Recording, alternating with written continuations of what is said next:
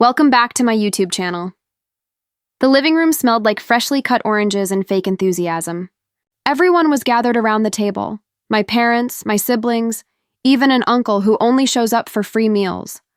I sat with my hands folded, trying to fit into a place that never felt like mine. So, I said, forcing a smile, I can't wait for our vacation. I've already applied for leave. A moment of silence floated. Then my dad burst into a laugh so sharp it sliced through me. Vacation? Our vacation? He chuckled. Sweetheart, it's only for family, without you. The room erupted. Loud laughter. My sister slapping the table. My uncle shaking his head like I'd told the funniest joke of the century. I felt the heat crawling up my neck, settling like a stone in my chest. I didn't argue. I didn't cry. I just nodded slowly and stood up. Got it, I whispered, walking out before they could see my face fall apart. The door clicked behind me, but inside I shattered. I wasn't a daughter, not to them. I was a wallet. A quiet, obedient provider. 5 days passed. 5 days of replaying that humiliation in my mind. Then, on a quiet Thursday morning, my phone buzzed with a bank alert. ATM withdrawal attempt. $5,000. Declined. I exhaled. They finally tried. That afternoon, my mother called, her voice trembling like she'd discovered a crime. Beta. The card isn't working. Did you change something? I didn't pick up. Instead, I let the message I taped inside the drawer speak for me. The same drawer where they kept the card I funded. The card they used like an oxygen tank. On a plain white sheet. In thick black marker, I wrote, "Pay without me." 2 minutes later, chaos exploded through the house. Footsteps. Voices rising, drawers opening and slamming. Then my dad's voice, angry, confused, offended. She blocked the card. What is wrong with her? What's wrong with me? Nothing. What's wrong is that I let myself believe being useful was the same as being loved. By evening, I returned home to silence. Not the peaceful kind, the heavy, ashamed kind. My mom approached me first. Why would you do this? She whispered. I met her eyes. Finally steady, finally sure. Because you made it clear I'm not part of the family vacation, I said softly. So I assumed you didn't need me for anything, including paying for it. Her mouth opened, but no words came out. My dad cleared his throat. You're being dramatic. No, I replied. I'm being done. And in that moment, standing in the doorway, holding my own boundaries for the first time, I felt something I hadn't felt in years. Freedom. I didn't yell. I didn't argue. I simply disconnected the financial leash they held around my neck. They planned a vacation without me. Now they could pay for it without me. That night, for the first time in a very long time, I slept with a smile. Because sometimes, the most powerful thing a woman can do is quietly close the door that everyone keeps taking her through and open one for herself. The air in the room felt unusually light, filled with chatter and clinking teacups. But somehow I felt heavier than everyone else sitting there. Family meetings were always the same. Everyone pretending things were fine, pretending we were close, pretending that I belonged. I sat at the edge of the sofa, my knees together, fingers intertwined, trying to blend into the laughter and inside jokes that never included me. They were talking about packing lists, hotel options, and matching outfits, and I thought, maybe this time they were actually excited to spend time together. Maybe this vacation could be our reset, our fresh start, something I could finally be a part of. So I gathered the courage, swallowed my doubt, and leaned forward with a smile that I hoped looked natural. I'm really excited for our vacation, I said, my voice soft but hopeful. I can't wait. I already applied for leave at work. It felt like dropping a fragile glass onto stone. My words fell flat, and for a moment, everyone just stared at me. Like I'd interrupted something important or said something absurd. My dad tilted his head back and let out a sudden, sharp laugh. It wasn't warm or playful. It was the kind of laugh that stings, the kind that tells you you're the punchline and everyone knows it but you. Vacation? He repeated, still laughing. Oh, sweetheart. It's only for family, without you. His words hit harder than I expected, slicing straight through whatever hope I had left. And then they all laughed, loudly. My sister covered her mouth like she couldn't believe how funny the moment was. My mom shook her head, smiling quietly. Even my uncle, who contributed nothing but opinions, chuckled like he was in on the joke. I sat there, my hands frozen in my lap, my smile cracking at the edges. Their laughter felt like it echoed off the walls, bouncing back at me until it burned in my ears. I didn't know whether to shrink or disappear or defend myself. But I'd done that before.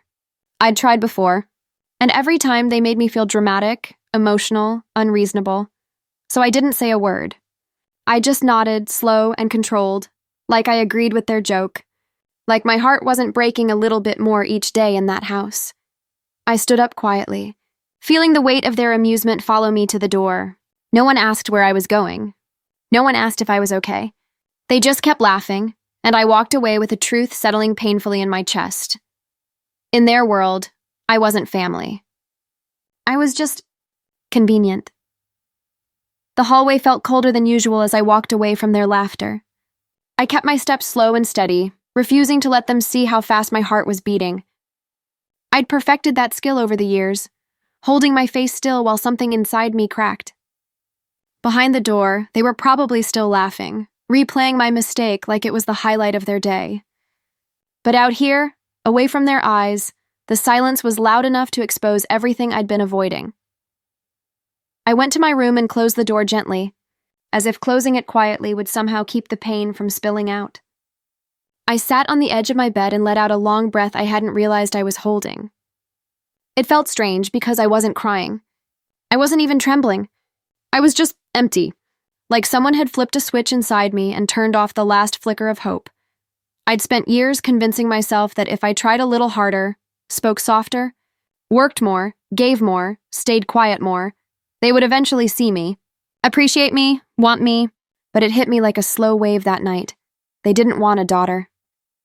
They wanted a provider, a background character, someone useful, and I had let them treat me that way. I leaned back against the wall and stared at the ceiling, replaying the moment over and over. The way my dad's eyes sparkled with amusement. The way my sister laughed like she'd been waiting for that moment. The way my mom smiled, not with kindness, but with relief, as if it made sense to her that I wouldn't be joining them. The humiliation stung, but beneath it was something sharper, an awakening, a clarity I'd been too afraid to acknowledge before. Maybe this wasn't the first time they excluded me, but it was definitely the first time I realized just how deliberate it was, and it shocked me that they didn't even hesitate. They didn't soften it. They didn't apologize. They didn't even care how I felt. For years, I had been the one paying most of the bills, helping with emergencies, covering unexpected expenses, stepping in whenever someone needed money, just for now. And not once did they hesitate to ask. Not once did they think twice before turning to me like I was their personal safety net. But the moment I wanted something simple, to join a family vacation, they showed exactly how they saw me. Not as family. Not as someone who belonged, just as someone convenient. My chest tightened, but this time it wasn't sadness. It was strength forming, slowly and quietly. The kind that doesn't roar, but rises. I didn't know what I was going to do yet, but I knew something had changed that night. The version of me who accepted their behavior without question wasn't coming back, and for the first time, that thought didn't scare me. It set me free. 5 days passed, and each one felt strangely quiet. Not peaceful, just quiet in the way that comes after a storm, but before another one arrives. I went to work, came home, cooked for myself, and stayed out of everyone's way. No one mentioned the vacation again. No one apologized. No one checked on me. It was almost impressive how naturally they pretended nothing had happened, as if cutting me out of their plans was as normal as breathing. I didn't confront them. I didn't explain myself. I didn't try to win them back or ask for a space I clearly didn't have. Instead, I observed. I noticed things I had been blind to for years. The way they discussed money only when I entered the room. The way my mom would glance at the drawer where the bank card was kept. The way my dad acted unusually pleasant, almost rehearsed, as if waiting for the right moment to ask for something. I realized that I hadn't just been a part of the household. I had been the financial engine powering it. They relied on that card, my earnings, my sacrifices disguised as family responsibility. It wasn't support anymore. It was dependency. A dependency they had grown entitled to. And for the first time, I felt the weight of it, like a chain wrapped around my chest. On the fifth morning, I sat on my bed staring at my phone. I remembered every time I handed over money without being asked, every time I stepped in when one of them cried about bills, every time they made promises about paying me back that never materialized. I remembered being 20 years old and working overtime so my siblings could have new school bags while I patched my own. Shoes with glue. I remembered all the times they called me the responsible one, not with pride, but with expectation. They never said thank you. They said, "You're supposed to." But what cut deepest wasn't their words. It was how casually they excluded me from something I helped make possible. So that morning, with a calmness I didn't fully understand, I opened my banking app. My finger hovered for a moment, but not from uncertainty. It was the kind of pause you take before closing a chapter. Then I moved the funds, updated the settings, and blocked the card. It was my money. My right, my boundary, and strangely, it felt empowering. Hours later, my phone buzzed with a notification. I glanced at the screen expecting something ordinary. Instead, I saw the alert, ATM withdrawal attempt. $5,000. Declined, a second attempt. Declined again. For a moment, I just stared. Then a slow, almost involuntary smile tugged at my lips. They had finally tried to access the money, probably to pay for the vacation that didn't include me. The same vacation they had laughed about right in front of my face, but this time, I didn't flinch. The sadness didn't come rushing back. Instead, a quiet steadiness settled in my chest. They might not see my worth, but I finally did, and stopping them from using me wasn't petty. It was necessary. I picked up the small piece of white paper sitting on my desk, the one I had written on the night everything changed. I folded it neatly and slipped it into the drawer. Right above the now useless card, 3 simple words: clear, direct, true, pay without me. The house was never truly quiet, but that afternoon it felt like the walls themselves were holding their breath. I walked in just minutes after the failed withdrawal attempts, and I didn't need anyone to tell me what had happened. I could feel the tension before I even reached the living room. Drawers were open. Bags were pulled out. Papers scattered. They were searching for the problem, desperately trying to make sense of something they never imagined, that the financial tap they'd grown used to might actually stop. My mom was the first to speak. She looked startled when she saw me, as if she'd been caught stealing instead of simply discovering her own entitlement. There's something wrong with the bank card, she said, her voice thin and unsure. It's not working. Maybe the bank blocked it? Maybe there's an error? Her words trembled, but her eyes were sharp, scanning my face for an explanation she hoped I'd offer freely. I didn't say anything. I didn't need to. My dad stood beside her, irritation swimming behind his forced calm. He wasn't used to uncertainty, especially not when it came to money that wasn't technically his but always felt like it was. He tapped the drawer impatiently, his jaw tightening. "What's this?" he asked, lifting the folded paper I'd left behind. I watched silently as he opened it. His eyes scanned the words once, twice, his expression shifting from confusion to disbelief to anger. "Pay without me." The room froze. Even my sister, who usually had something snide to say, stayed quiet, her mouth slightly open as if she couldn't compute the situation. My dad looked up at me, his tone sharp. "What is this supposed to mean?" I felt an odd sense of calm wash over me, a quiet strength that had been building for days. For years, really. I stepped forward, my voice steady. "It means exactly what it says, that was all. No explanation. No apology. No justification." My mom blinked rapidly, as if processing the idea that I had acted without asking permission. "Why would you block the card? We need that money for the bookings. They don't refund these things easily, you know. And things are already tight." The irony almost made me laugh. Tight for them. "Funded by me?" My dad's voice rose as he snapped the paper down on the table. "You're being ridiculous. This isn't how family treats each other." I looked straight at him, my gaze unwavering. Exactly. That single word hit harder than any argument. My chest didn't hurt this time. It felt lighter, like I had finally learned how to breathe properly after years of holding it all in. The weight of their expectations, their entitlement, their disregard, it was no longer mine to carry. They exchanged glances with each other, panic creeping in through the cracks of their pride. They weren't worried about losing me. They were worried about losing access to the comfort I provided. For years, I had been the reliable one, the fixer, the provider, the quiet solution to every crisis. But now they were realizing that my silence had never meant acceptance. It had meant survival, and for the first time, they saw what life looked like without my support. The panic in their eyes wasn't guilt. It was fear of responsibility, fear of consequences, fear of managing without the daughter they never truly valued. And I stood there, watching them scramble, not with satisfaction, but with clarity. This was the moment they finally understood that loyalty without respect is nothing but exploitation. They wanted a vacation without me. Now they were getting exactly what they chose. The rest of the evening unfolded like a slow, unraveling storm. No shouting, no dramatic confrontations, just a heavy, suffocating tension that pressed into every corner of the house. They moved around carefully, as if afraid any sudden motion might shatter whatever remained between us. Maybe they expected me to break first. Maybe they assumed I would step forward, apologize, unlock the card, and restore the rhythm they were comfortable with. After all, I always had. But this time, I didn't feel the usual pull of guilt or duty tugging at my ribs. I felt something steadier, stronger.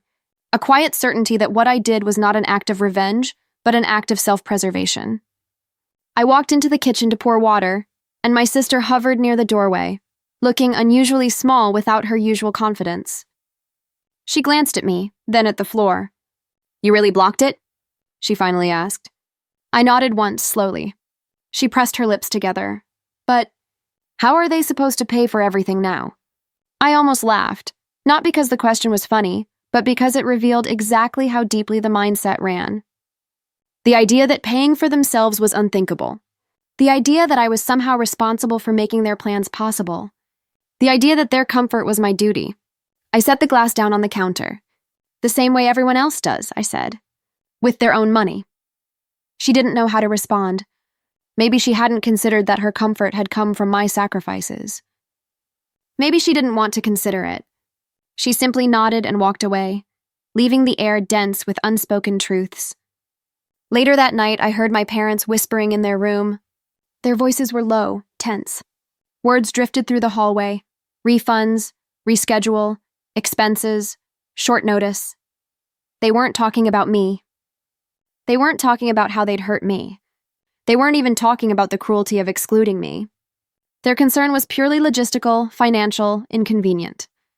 And that told me everything I needed to know. I sat on my bed, legs crossed, watching the faint glow of my lamp soften the edges of the room.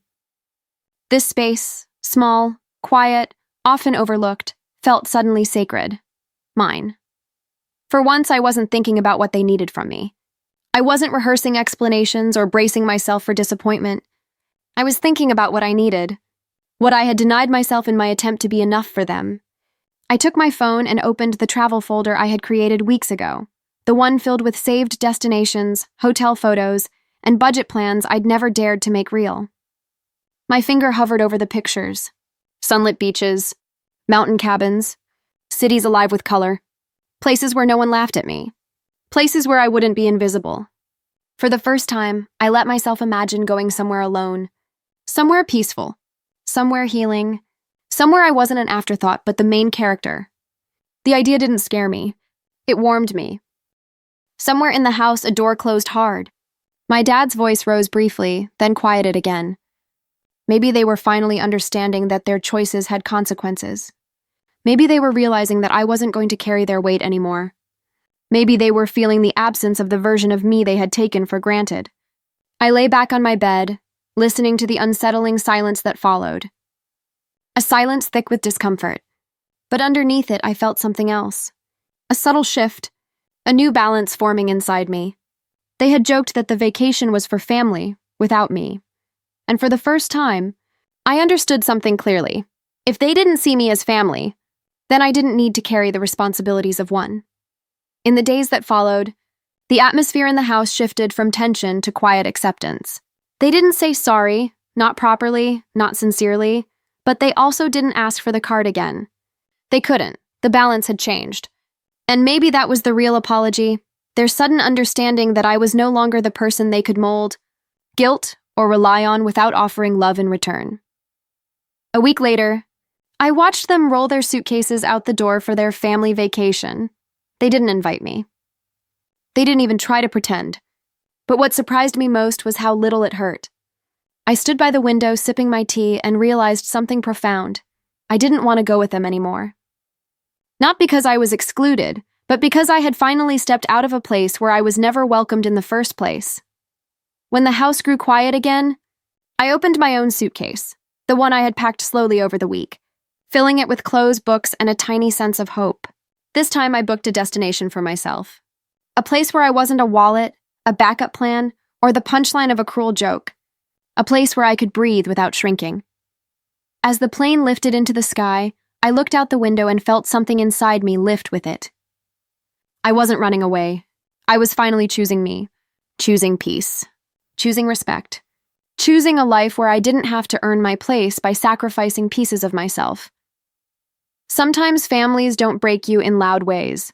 They break you quietly, with jokes that slice deeper than insults, with exclusion disguised as tradition, with expectations disguised as love. But healing happens quietly too. One boundary, one truth, one brave decision at a time. And in choosing to walk away from the version of family that hurt me, I finally walked toward the version of myself I had always deserved to be. I closed my eyes, letting the truth settle softly around me. I didn't block the card to punish them. I blocked it to free myself. And whether they realized it or not, that freedom had already begun.